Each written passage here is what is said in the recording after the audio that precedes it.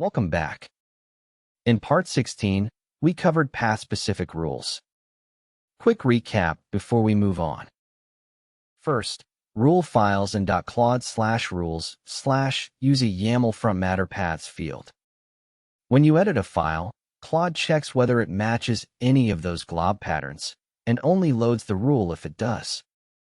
Second, glob patterns like $****test.star or src/api/$***** give you precise control. Rules load only for matching files, never for unrelated parts of the codebase.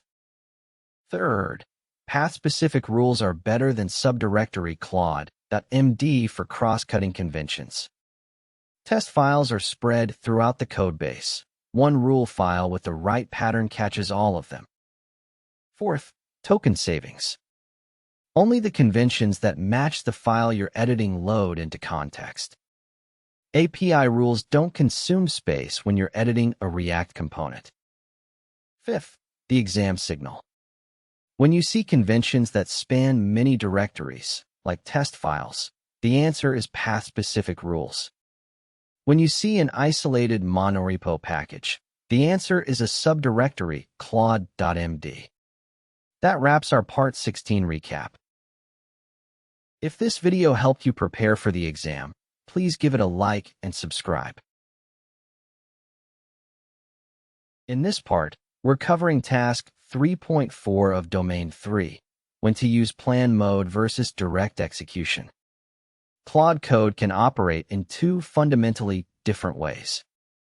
Direct execution means Claude reads your request and immediately starts making changes. No planning step, no waiting. Plan mode means Claude first explores the codebase, analyzes the options, proposes a plan, and waits for your approval before touching a single file. The analogy is renovation. If you say, "Paint that wall blue," the painter picks up a brush and starts. The scope is clear. If you say, "Redesign this room," the designer surveys the space, sketches layouts, and gets your sign-off before lifting a hammer. By the end of this part, you'll know exactly when each mode is appropriate. Plan mode is designed for 4 types of tasks. First, multiple valid approaches. When there's no obvious single answer, like choosing between microservices or a modular monolith, you need Claude to explore the options before committing to one. Second, large scope. Changes that touch many files carry a real risk of discovering problems halfway through, which forces costly undo work. Third, architectural decisions, choosing between integration patterns with different infrastructure requirements. Fourth, risk of expensive rework. If picking the wrong approach means hours of undoing, the upfront cost of planning pays for itself immediately. Let's make this concrete with microservices restructuring. Without plan mode, Claude would start splitting files immediately, then discover dependency problems halfway through. It has to undo partial changes and restart. You get costly rework and a broken intermediate state. With plan mode, Claude first explores the codebase and maps the dependencies. It identifies the natural service boundaries, proposes a phased restructuring plan, and then stops. You review and adjust before a single line of code changes. Only after you approve does Claude execute the plan. The key difference is that human review checkpoint. It catches design problems before they become implementation debt. Direct execution is the right choice for 4 types of tasks. First, well-defined changes where the task is specific and there are no architectural choices to make, like adding input validation to a function. Second, single file or small scope, a bug with a clear stack trace pointing to one location. Third, no architectural decision. Adding a date validation conditional has one obvious implementation. Fourth, known approach. Converting a callback to async/await is a mechanical transformation. The rule of thumb is simple. If you can describe the change in one sentence, and there's only one obvious way to do it, use direct execution. If you need to discuss options first, use plan mode. Plan mode uses an Explore Subagent for investigation, and this is worth understanding. The Explore Subagent reads files, searches code, and maps dependencies, all in its own separate context. The key benefit is isolation. When Claude reads 45 files and runs 200 grep searches to build the dependency graph, all of that verbose output stays inside the Explore Subagent's context, not the main conversation.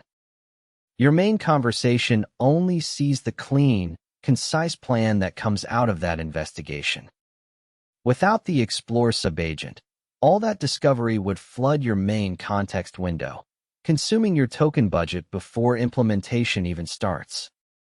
This is how plan mode keeps the main conversation focused and preserves context for the actual work.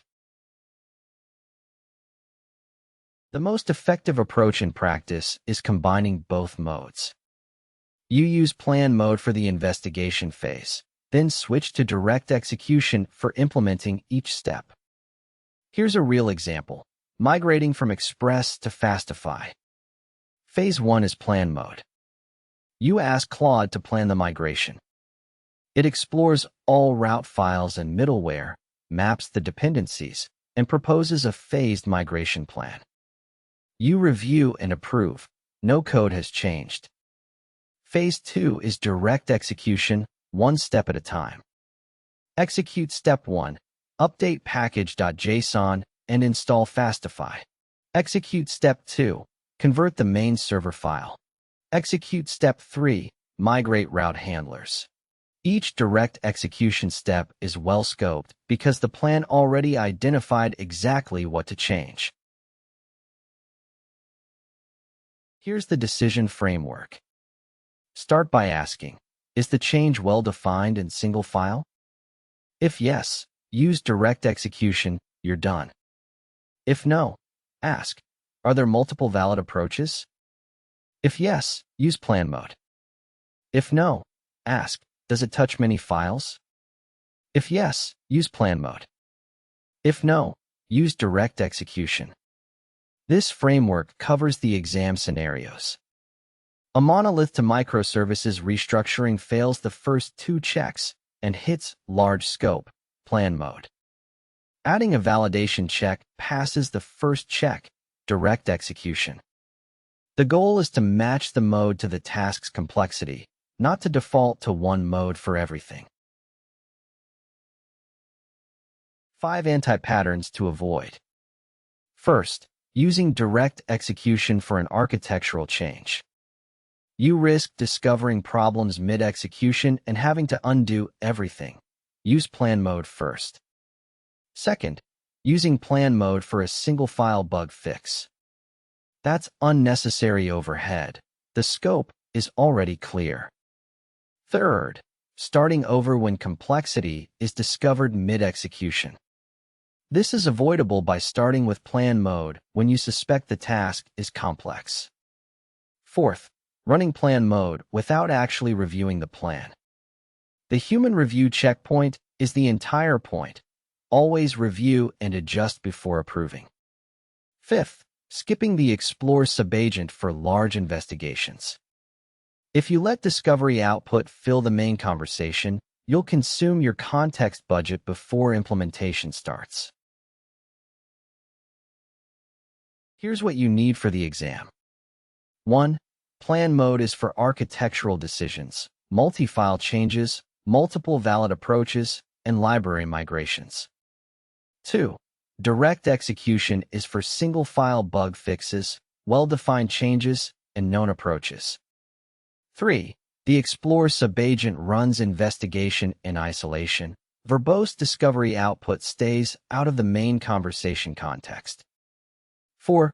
Combine both modes, plan mode for investigation, then direct execution for implementing each plan step. 5. When the exam describes a monolith to microservices restructuring or a large migration, the answer is plan mode first. When it describes adding a validation check or fixing a bug with a clear stack trace, the answer is direct execution. 6. Plan mode's value is the human review checkpoint. Always review and adjust before approving.